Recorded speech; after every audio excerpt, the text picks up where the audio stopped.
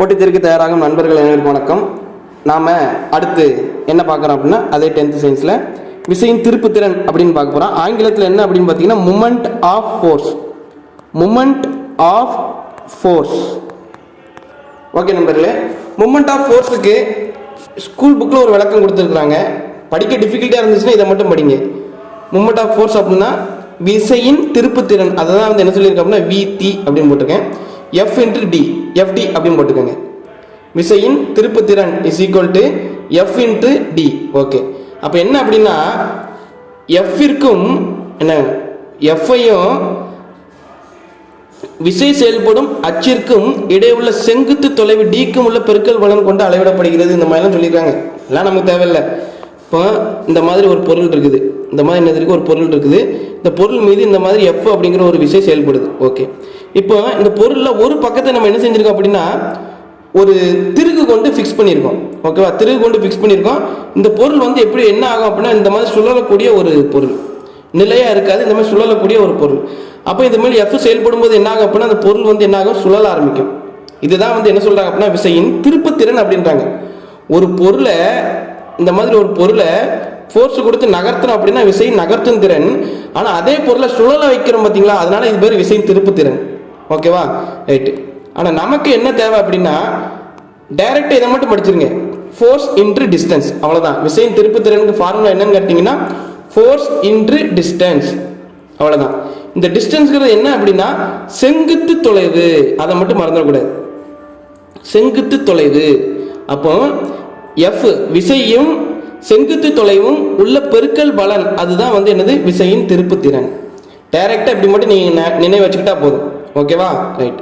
வேற எதையும் படிக்கக்கூடாது, ரொம்ப கன்ஃபியூஸே பண்ணக்கூடாது. விசையின் திருப்புத்திறன் அப்படின்னா விசைக்கும் என்ன, விசைக்கும் அந்த பொருள் உள்ள அந்த புள்ளியிலிருந்து அந்த விசைக்கு உள்ள செங்குத்து தொலைவுக்கும் உள்ள டிஸ்டன்ஸ், அவ்வளவுதான். அடுத்து ரொம்ப முக்கியம் என்னன்னு பார்த்தீங்கன்னா விசை திருப்புத்திறனின் அலகு என்ன அப்படின்னு கேட்பாங்க, நியூட்டன் மீட்டர். ஏன் நியூட்டன் மீட்டர் அப்படின்னா விசையின் திருப்புத்திறன் உங்க எல்லாருக்குமே தெரியும், ஃபார்முலா இப்போ தான் பார்த்தோம், ஃபோர்ஸ் இன்ட்ரு டிஸ்டன்ஸ், அதாவது செங்குத்து தொலைவு. ஓகேவா, ரைட். அப்போ ஃபோர்ஸுக்கு யூனிட் வந்து என்னன்னு பார்த்தீங்கன்னா நியூட்டன், தொலைவுக்கு என்னன்னு பார்த்தீங்கன்னா மீட்டர். அப்போ எஸ்ஐ அலகு என்னன்னு பார்த்தீங்கன்னா நியூட்டன் மீட்டர்.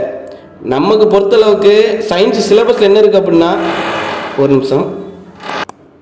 ஓகே, அப்போ எஸ் அலகு பார்த்தீங்கன்னா விசைக்கு நியூட்டன், தொலைவுக்கு மீட்டர், அதனால நியூட்டன் மீட்டர். ஓகே, அதே மாதிரி விசையின் திருப்புத்திறன் என்னன்னு பார்த்தீங்கன்னா வெக்டார் அளவுரு.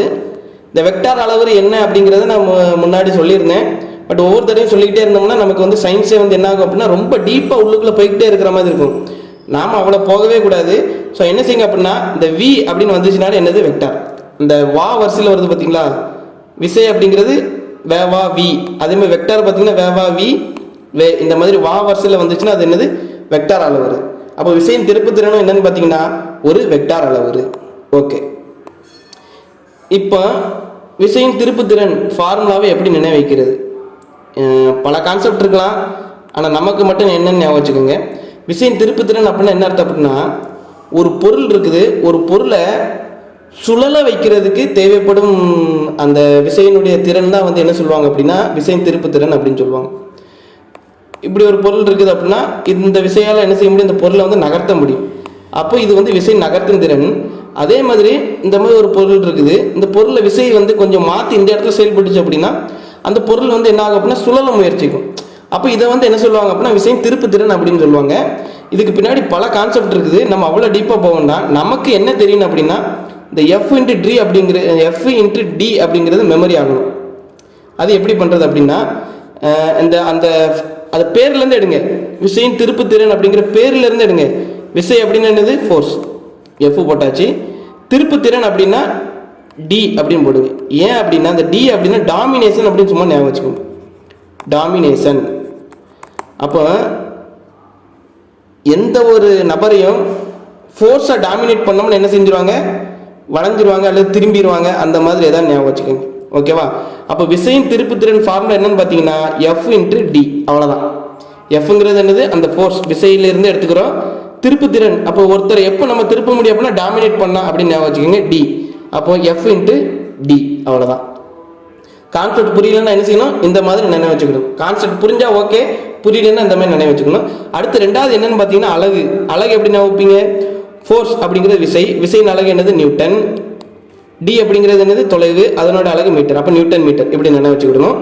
மூணாவது என்ன பார்த்தீங்கன்னா விசையின் திருப்பு வந்து வெக்டார் அளவுரா ஸ்கேலார் அளவுரா அப்படின்னு பார்த்தீங்கன்னா அந்த வி அப்படிங்கிறது ஞாபகம் வச்சுக்கோங்க. விசையும் ஒரு வெக்டார் அளவுரு, விசையின் திருப்பு திறன் என்னதான் ஒரு வெக்டார் அளவுரு, அவ்வளோதான். ரைட் நண்பர்களே வணக்கம். அடுத்து என்னன்னு பார்த்தீங்கன்னா விசையின் திருப்பு திறனுக்கு எடுத்துக்காட்டு அப்படின்னு சொல்லி ஸ்கூல் புக்கில் கொடுத்துக்கிறாங்க, அதை தான் பார்க்குறோம். என்னை பொறுத்த அளவுக்கு ஃபிசிக்ஸில் விதிகள் வந்து படிக்கணும் தான், ஆனால் விதிகளை படிக்கிறத விட அதனுடைய எடுத்துக்காட்டுகள் கட்டாயம் படிக்கணும். இது வரைக்கும் மேக்சிமம் விதிகள் கேட்டதை விட அதனுடைய எடுத்துக்காட்டுகள் தான் அடிக்கடி கேட்குறாங்க. அதே மாதிரி அலகு கேட்குறாங்க. விசையின் அலகு என்ன நியூட்டன், அழுத்தத்தின் அலகு என்ன பாஸ்கல், மின்னோட்டத்தின் அலகு என்ன ஆம்பியர், இந்த மாதிரி அலகு கேட்குறாங்க. விசையின் திருப்பு திறனுக்கான ஃபார்முலா என்னன்னு இது வரைக்கும் கேட்டது கிடையாது, அந்த மாதிரி கேட்கல. பட் இருந்தாலும் நம்ம கேட்கக்கூடிய வாய்ப்புகள் இருக்கு. அப்படிங்கிறதுனால நம்ம விசையின் திருப்பு திறனுக்கு ஃபார்முலா படித்து வச்சுக்கோங்க, இதுதான் ஃபார்முலா அப்படின்னு சொல்லி நம்ம சொல்லியிருந்தோம். ஓகே, இப்போ என்னன்னா எடுத்துக்காட்டு. இந்த எடுத்துக்காட்டை கட்டாயம் படிச்சே ஆகணும், ஓகேவா? ரைட். அப்போ முதல் எடுத்துக்காட்டு என்னன்னு பார்த்தீங்கன்னா பற்சக்கரங்கள் அப்படின்னா கியர்ஸ். கியர்ஸ் வந்து எதுக்கு எடுத்துக்காட்டு அப்படின்னு பார்த்தீங்கன்னா விசையின் திருப்பு திறன் தான் எடுத்துக்காட்டு. ஏன் அப்படின்னா கியர்ஸை பார்த்தீங்கன்னா இந்த மாதிரி இருக்கும், இந்த மாதிரி என்ன இருக்கும், ஒரு பல்லு, இந்த மாதிரி பல்லு இருக்கும். அப்போ ஃபோர்ஸ் வந்து இந்த மாதிரி செயல்படுது. கியர் பார்த்தீங்கன்னா என்ன ஆகாது அப்படின்னா இப்படி நகராது, கீழே நோக்கி போகாது, சுழலும். அப்போ ஒரு விசை வந்து ஒரு பொருளை வந்து என்ன செய்யுது, சுற்றுது. அதனால அதை தான் வந்து நம்ம என்ன சொல்றோம் அப்படின்னா விசையின் திருப்பு திறன் அப்படின்றோம். அப்போ இந்த இடத்துல இந்த பொருள் வந்து என்ன ஆகுது அப்படின்னா ஒரு ஃபோர்ஸ் வந்து என்ன செய்யுது, இதை வந்து என்ன செய்யுது, சுற்ற முயற்சிக்குது, ஓகேவா? அப்போ விசையின் திருப்பு திறனுக்கு எடுத்துக்காட்டு என்ன பார்த்தீங்கன்னா கியர்ஸ் அப்படிங்கிறது ஒரு விசையின் திருப்பு திறன் தான் எடுத்துக்காட்டு. அதுக்கப்புறம் பார்த்தீங்கன்னா ஏற்ற பலகை அப்படின்றாங்க. ஏற்ற பலகை அப்படின்னா சீசா அப்படின்னு அர்த்தம். சீசா எல்லாருமே கேள்விப்பட்டிருப்பீங்க. சீசா வந்து விசையின் திருப்பு திறனுக்கு எடுத்துக்காட்டு. இந்த ஒன் வேர்டை ஒரு 8 தடவையாவது டிஎன்பிஎஸ்ல கேட்டிருப்பாங்க. கீழ்கண்டதில் விசையின் திருப்பு திறனுக்கு எடுத்துக்காட்டு என்ன அப்படின்னு சொல்லி சீசா அப்படின்னு போடணும். ஒரு 8 தடவையாவது இதை வந்து கேட்டிருப்பாங்க. அப்போ சீசா அப்படின்னு உங்களுக்கு எல்லாருமே தெரியும். இந்த மாதிரி நடுவில் ஒரு புள்ளி இருக்கும், இந்த மாதிரி என்ன செய்வாங்க, குழந்தைகள் இதில் உட்காந்து விளையாடுவாங்க. ஓகே, அப்போ இது எப்படின்னு பார்த்தீங்கன்னா இந்த சைடு இந்த மாதிரி ஃபோர்ஸ் செயல்படுத்துகிறோம். அப்போ இந்த புள்ளி பொறுத்து இது வந்து என்ன செய்யுது அப்படின்னா சுழல முயற்சிக்கும். அதே மாதிரி இங்கேயும் ஃபோர்ஸ் இருக்கும். இதை மேல் நோக்கி செயல்படுத்தும் பொழுது என்ன ஆகும், கீழ் நோக்கி செயல்படுத்தும் பொழுது இந்த பொருள் அப்படியே மேல் நோக்கி இந்த மாதிரி சுழற்ற முயற்சிக்கும். அப்போ சீசா அப்படிங்கிறது என்னதுன்னு பார்த்தீங்கன்னா விசையின் திருப்பு திறனுக்கு ஒரு எடுத்துக்காட்டு. விசையின் நகர்வு திறன் கிடையாது, விசையின் திருப்பு திறன். ஓகே, அதுக்கப்புறம் என்னன்னு பார்த்தீங்கன்னா திருப்பு சக்கரம் அப்படின்னு கொடுத்துருக்குறாங்க. இந்த இடத்துல ரொம்ப கவனமாக கவனிக்கணும். திருப்பு சக்கரம் அப்படின்னா ஆங்கிலத்தில் என்னன்னு பார்த்தீங்கன்னா steering wheel. Steering wheel, steering hand கிடையாது, ஓகேவா? ரொம்ப கேர்ஃபுல்லாக இருங்க. ஸ்டீரிங் ஹேண்டு அப்படின்னா அது வந்து இரட்டைக்கு எடுத்துக்காட்டு. இரட்டை அப்படின்னா கப்புள், அது இனிமேல் அடுத்து பார்ப்போம். இரட்டைக்கு எடுத்துக்காட்டு. ஸ்டீரிங் வீல் தான் வந்து என்னன்னு பார்த்தீங்கன்னா விசையின் திருப்பு திறனுக்கு எடுத்துக்காட்டு. இந்த ரெண்டையும் கன்ஃபியூஸ் பண்ணிடக்கூடாது, அதனால தான் இந்த ரெண்டையுமே நான் சொல்லியிருக்கேன். ஸ்டீரிங் ஹேண்ட் வந்து எதுக்கு எடுத்துக்காட்டு அப்படின்னா கப்புள், ஸ்டீரிங் வீல் வந்து விசையின் திருப்பு திறனுக்கு எடுத்துக்காட்டு. அப்போ ஸ்டீரிங் வீல் அப்படின்னா அவங்க எல்லாருக்குமே தெரியும். வீல்ங்கிறது என்னது, இந்த மாதிரி இது டயர் அப்படின்னு ஞாபகம் வச்சுக்கோங்க. இதுவும் டயர். இந்த நடுவில் இருக்குது பார்த்தீங்களா, இதுதான் வந்து வீல். அப்போ இந்த வீலில் நம்ம என்ன செய்வோம் அப்படின்னா இந்த மாதிரி ஃபோர்ஸ் செயல்படும் போது இந்த வீல் வந்து இந்த மாதிரி திரும்பி சர்க்கரை வந்து என்னாகும், அந்த டயர் வந்து திரும்பும். இப்படி முன்னு அசைஞ்சு திரும்பும், ஓகேவா? ரைட். அப்போ இதுவும் என்ன செயல்படும் அப்படின்னா விசை செயல்படுத்துகிறோம். ஆனால் விசை வந்து என்ன விளைவு ஏற்படுத்து அப்படின்னு பார்த்தீங்கன்னா சுழல் விளைவு ஏற்படுத்துகிறது. அதனால இதுவும் விசையின் திருப்பு திறனுக்கு என்னது ஒரு எடுத்துக்காட்டு. ஓகே, அப்போ இந்த 3 எக்ஸாம்பிள் வந்து கட்டாயம் படிங்க. நீங்கள் விதி படிக்கிறீங்களோ இல்லையோ, நம்ம நியூட்டனின் முதல் விதி படிக்கிறீங்களோ இல்லையோ, அதெல்லாம் முக்கியம் கிடையாது. நியூட்டனின் முதல் விதிக்கு எடுத்துக்காட்டு என்ன, அதை படிச்சிடணும். நிலைமத்திற்கு எடுத்துக்காட்டு என்ன, அதையும் கட்டாயம் படிச்சிடணும். அதுக்கப்புறம் விசையின் திருப்பு திறனுக்கு எடுத்துக்காட்டு என்ன, அதுக்கப்புறம் இன்னும் ஃபியூச்சரில் என்ன படிக்க போகிறோம் அப்படின்னா கப்புள் படிக்க போகிறோம். அடுத்து கணத்தாக்கு விசைக்கு எடுத்துக்காட்டு. நம்ம எடுத்துக்காட்டுன்னு வந்துட்டுனாலே கட்டாயம் படிச்சிடணும். அந்த எடுத்துக்காட்டுல இருந்து ஒன் வேர்டு இது வரைக்கும் கேட்குறாங்க, இது வரைக்கும் கேட்டுக்கிறாங்க. ஓகே நண்பர்களே, அடுத்து என்னன்னு பார்த்தீங்கன்னா இரட்டை. ஓகே, இரட்டை. இந்த இரட்டைக்கும் கிடையாது இரட்டை, தமிழில் இரட்டை, இங்கிலீஷில் என்னன்னு பார்த்தீங்கன்னா கப்புள். கப்புள். கப்புள்னால என்ன அர்த்தம்? ரெண்டு அப்படின்னு அர்த்தம். ரைட். அப்போ முதல்ல என்னன்னு பார்த்தீங்கன்னா மூமெண்ட் ஆஃப் ஃபோர்ஸ்னு ஒன்று பார்த்தோம். மூமெண்ட் ஆஃப் ஃபோர்ஸ், தமிழில் விசையின் திருப்புத்திறன் அப்படின்னு ஒன்று பார்த்தோம். விசையின் திருப்புத்திறன் நினைச்சிடும், ஒரு பொருளின் மீது ஒரு விசை செயல்பட்டுச்சு. இந்த மாதிரி இன்னொரு இடத்துல என்ன இருந்துச்சுன்னா ஒரு ஃபிக்ஸ்டு புள்ளி இருந்துச்சு. இந்த விசை தான் வந்து என்ன செய்யுச்சு அப்படின்னா சுழல் விளைவை ஏற்படுத்தியது. ஓகேவா? ஒரு விசை செயல்பட்டுச்சு. ஆனால் இந்த இடத்துல கப்பல் அப்படிங்கிறது என்ன அர்த்தம் அப்படின்னா, அந்த டெஃபினிஷன்ல இருக்குது அதே பொருள் தான். ஆனால் இந்த இடத்துல அந்த ஃபிக்ஸ்டு பாயிண்ட் அப்படின்னு சொல்லக்கூடிய பாயிண்ட் எங்கே இருக்குது அப்படின்னு இந்த இடத்துல இருக்குது.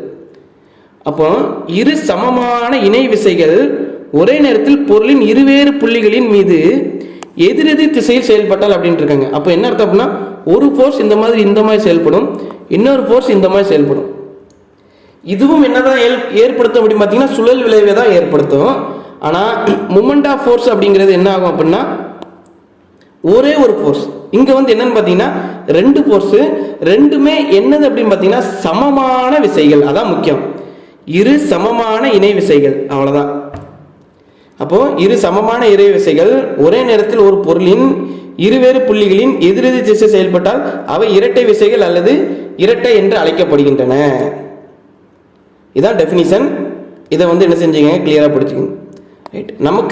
நமக்கு தேவை டெஃபினிஷனை விட என்னது, டிஎன்பிசியில் ஒன் வேர்டு. எப்படி மூமெண்ட் ஆஃப் ஃபோர்ஸுக்கு எதை ஒன் வேர்டு அப்படின்னு சொல்லி நம்ம கிளியராக தூக்கணுமோ அதே மாதிரி நமக்கு தேவை ஒன் வேர்டு. என்னன்னு பார்த்தீங்கன்னா இரட்டைகளின் தொகுபயன்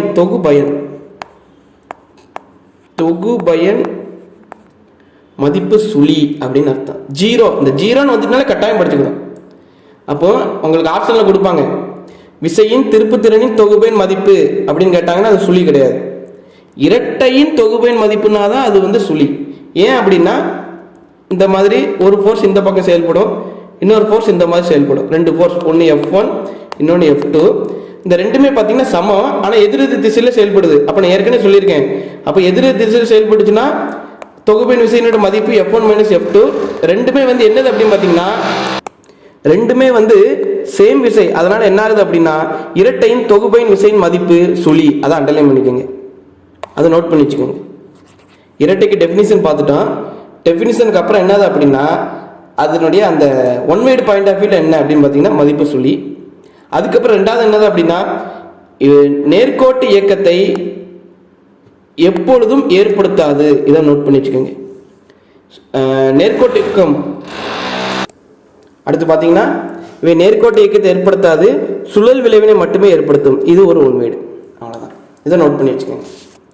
அப்போ நம்ம என்னெல்லாம் பார்த்துருக்குறோம், இது வரைக்கும் என்னெல்லாம் பார்த்துருக்குறோம் அப்படின்னு பார்த்தீங்கன்னா இந்த பாடத்தில் 10th சயின்ஸ் என்ன பார்த்துருக்கோம், அரிஸ்டாட்டில் கூற்று பார்த்துருக்குறோம், கலீலியோ அவர்களோட கூற்று பார்த்துருக்குறோம். அதுக்கப்புறம் நியூட்டனின் முதல் விதி பார்த்துருக்குறோம். அப்போ நியூட்டனின் முதல் விதிக்கு எடுத்துக்காட்டு நம்ம ஒன் வேர்டு பாயிண்ட் ஆஃப் வியூல எடுத்துக்காட்டு ரொம்ப முக்கியம். அப்போ நியூட்டனின் முதல் விதி எடுத்துக்காட்டு நல்லா படிச்சுக்கிடணும்.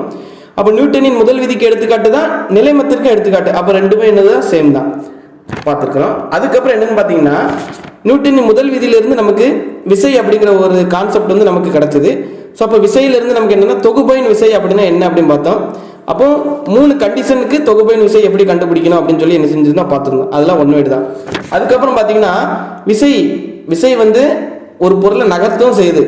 என்ன, ஒரு பொருளை நகர்த்துது. அதே மாதிரி விசை வந்து ஒரு பொருளை என்ன செய்யுது, சுழலும் செய்யுது. அப்போ முதல்ல விசையின் திருப்புத்திறன் அப்படின்னா என்னன்னு பார்த்தோம். ஒரே விசை செயல்படும் பொழுது விசையின் திருப்புத்திறன் என்னன்னு பார்த்தோம். அதுக்கப்புறம் பார்த்தீங்கன்னா 2 விசை செயல்பட்டு விசையை வந்து எப்படி வந்து ஒரு பொருளை வந்து சுழல வைக்குது அப்படின்னு பார்த்தா அது வந்து இரட்டை அல்லது கப்புள் அப்படின்னு சொல்லி சொல்லலாம். இதுக்கு பின்னாடி பார்த்தீங்கன்னா இன்ஜினியரிங் மெக்கானிக்ஸ் அப்படின்னு ஒரு சப்ஜெக்டே இருக்குது. ஆனால் அவ்வளோ டீப்பாக போயிட்டோம்னா நமக்கு வந்து சயின்ஸை வந்து முடிக்கிறது ரொம்ப டிஃபிகல்ட்டியாக இருக்கும். அப்படிங்கிறதுக்காக எது ஒன் வேர்டோ அதை மட்டும்தான் நான் வந்து என்ன செஞ்சேன், கிளியராக படிங்க அப்படின்னு சொல்கிறேன். முதல்ல ஒரு டெஃபினிஷன் ஒன்று எழுதுறேன் பார்த்தீங்களா, இது உங்களால் படிக்க முடியல அப்படின்னா விட்டுருங்க. இரட்டைக்கு டெஃபினிஷன் எனக்கு தெரியல, அது மாதிரி விசையின் திருப்புத்திறன் டெஃபினிஷன் எனக்கு தெரியல அப்படின்னா விட்டுருங்க. ஆனால் அந்த எடுத்துக்காட்டுகள் அந்த மாதிரி இந்த இதை படிச்சிருங்க. இரட்டையின் தொகுபயன் மதிப்பு சுழி, அதை மெமரி பண்ணிக்கோங்க. அதுமாதிரி இரட்டை நேர்கோட்டு இயக்கத்தை ஏற்படுத்தாது ஆனால் சுழல் விளைவினை ஏற்படுத்தும், இதையும் மெமரி பண்ணிக்கோங்க. இதுதான் வந்து நமக்கு என்னென்னா ஒன் வேர்டுக்கு பாயிண்ட் ஆஃப் வியூவில் ஒன் வேர்டு கேட்கக்கூடிய ஏரியாவே இதுதான்.